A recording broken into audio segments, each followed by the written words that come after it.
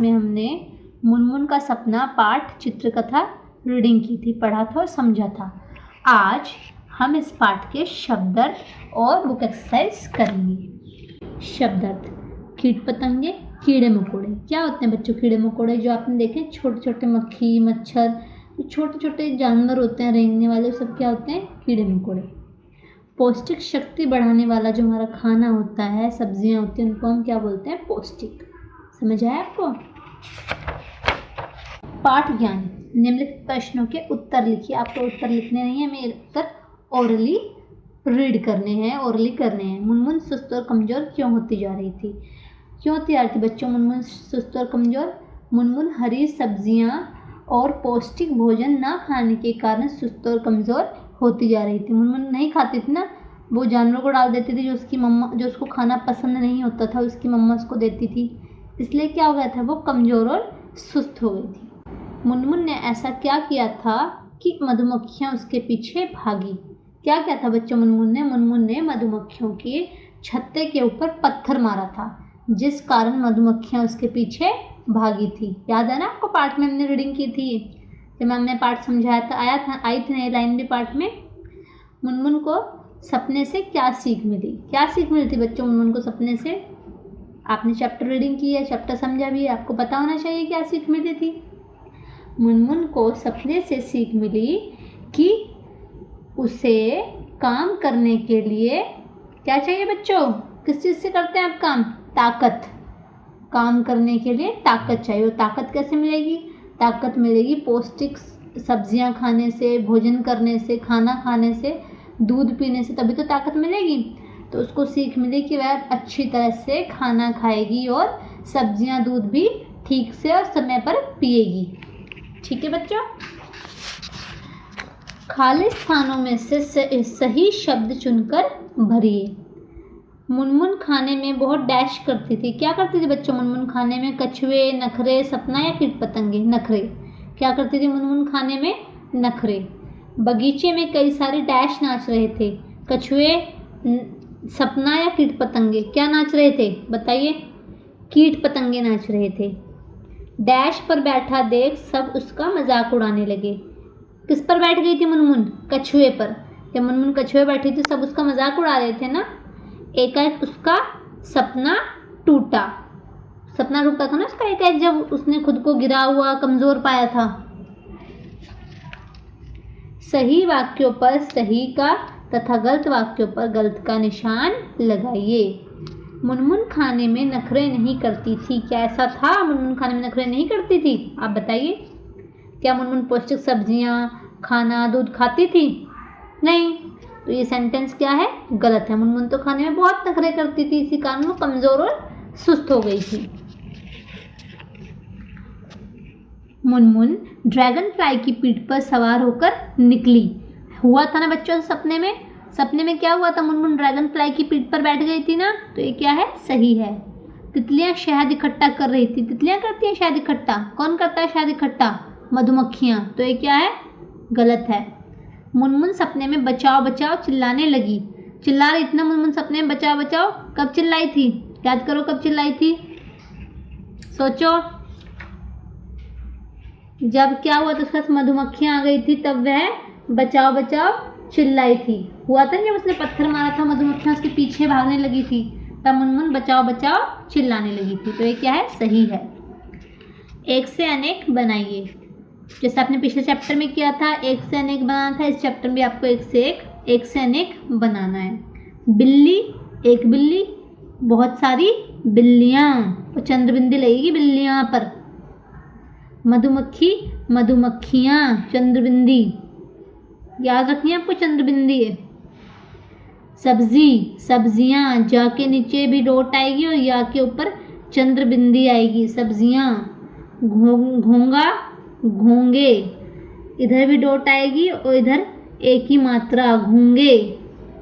ठीक है बच्चों? दिए गए शब्द को शुद्ध करके लिखिए। मतलब इसमें कुछ आपको मात्राएं या कुछ इसमें मिस्टेक्स मिलेंगे, आपको ठीक करके लिखना है। प्रतिदिन, अब इसमें क्या है? मात्रा भी गलत है और ये प्रतिदिन नहीं होता, प्रतिदिन होता है। तो इसको हम कैसे लिखेंगे? पर त छोटी की मात्रा, द छोटी की मात्रा न, प्रतिदिन। क्या बनाइए? प्रतिदिन।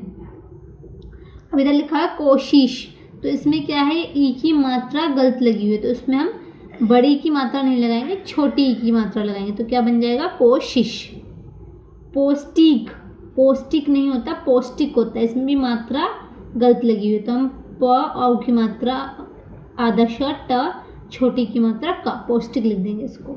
बाल्टी, बाल्टी में पूरा ल नहीं आता, आधा ल आता है, तो क्या हो जाएगा? ब की मात्रा आधा ल, ट बड़ी की मात्रा बाल्टी। तो ये क्या हो गए हैं? अब ये शुद्ध हो गए हैं। अशुद्ध शब्द थे जिनको हमने शुद्ध करके लिख दिया है। अब इन दोनों क्वेश्चन के बारे में रिवाइज कर लेते हैं। बिल्ली, बिल्लियाँ, मधुमक्खी, मधुमक्खियाँ, सब्जी, सब्जियाँ, घोंगा, घोंगे।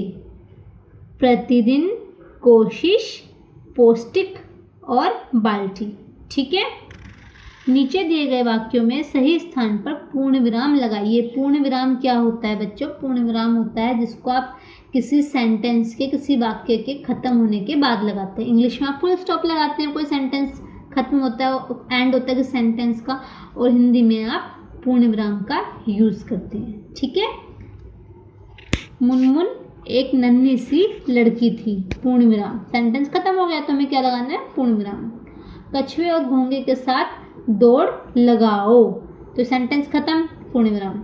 मुझसे मुकाबला करके देख लो, पूर्ण विराम। मुनमुन को मन ही मन गुस्सा आ रहा था, पूर्ण विराम। ये सेंटेंस खत्म होने के बाद हमें क्या लगाना है? वाक्य खत्म होने के बाद पूर्ण विराम लगाना है। दिए गए शब्दों का एक एक नाम और लिखो, मतलब जो हमें शब्द दिए गए हैं हमको इनका एक एक नाम और लिखना है जो इन्हीं के जैसा हो, इन्हीं के समान हो। शहद, शहद को हम क्या बोलते हैं? शिक्षा तो बोलते नहीं, वायु भी नहीं बोलते। मधु, क्या बोलते हैं हम शहद को? मधु। ये हमें मिल गया है। मधु का मतलब भी क्या होता है? शहद। हवा, हवा का मतलब शिक्षा तो नहीं होता, हवा का मतलब क्या होता है? वायु। हवा और वायु एक ही बात है, आप हवा बोलिए या वायु बोलिए। सीख, सीख मतलब शिक्षा, सीख मतलब क्या होता है? शिक्षा। आकाश, आकाश मतलब आसमान। ओके बच्चों, ये क्या है? ये सारे शब्द सेम है, मिलते जुलते हैं। इनको हम पर्यायवाची भी बोल सकते हैं या समान शब्द भी बोल सकते हैं। स्वस्थ रहने के लिए मुनमुन क्या क्या खाएगी? उस भोजन पर सही का निशान लगाइए। अब इसमें हमें बहुत सारे खाने के आइटम सामान दिए हुए हैं। अब आपको इसमें से इन चीज़ों में से बताना है कि अगर मुनमुन को स्वस्थ रहना है तो मुनमुन को क्या क्या खाना है या वह क्या क्या खाएगी। और ये आपके लिए भी है, अगर आपको स्वस्थ रहना है तो आप इनमें से क्या क्या खाएंगे जिससे आप स्वस्थ रहेंगे। ये क्या है बच्चों? पालक। पालक हमारे लिए हेल्दी होता है, पौष्टिक होता है, तो पालक मुनमुन भी खाएगी और आप भी खाएंगे। इसको टिक करिए। पालक की आप सब्जी बना के खा सकते हैं, पालक के पकौड़े बना के खा सकते हैं, पालक को पीस के जूस बना के पी सकते हैं, लेकिन वो आपको अच्छा नहीं लगेगा। ठीक है, लेकिन पालक आप जिस भी तरह से खा सकते हैं, आप सबको पालक खाना है। ओके बच्चों। अब ये क्या है? चिप्स। चिप्स सब बच्चों को पसंद है, लेकिन यह पौष्टिक खाना नहीं है, इसलिए चिप्स बच्चों को नहीं खाना और मुनमुन भी नहीं खाएगी। पिज़्ज़ा, पिज़्ज़ा भी हेल्दी फूड नहीं है ना, पिज़्ज़ा भी आप भी नहीं खाएंगे और मुनमुन भी नहीं खाएगी। अब ये क्या है? पनीर और दूध।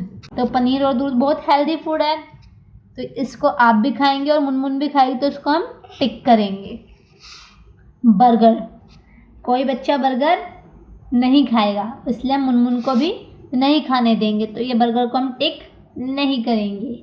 ये क्या है? Cold drink. कोल्ड ड्रिंक क्या हेल्दी होती है बच्चों? नो, कोल्ड ड्रिंक हेल्दी नहीं होती, इसलिए हम कोल्ड ड्रिंक को भी टिक नहीं करेंगे। ये क्या है? अंडे, एग। एग तो आपके लिए हेल्दी है, तो इसको हम टिक करेंगे, आप भी खाएंगे और मुनमुन भी खाएगी। ये क्या है? एप्पल, सेब।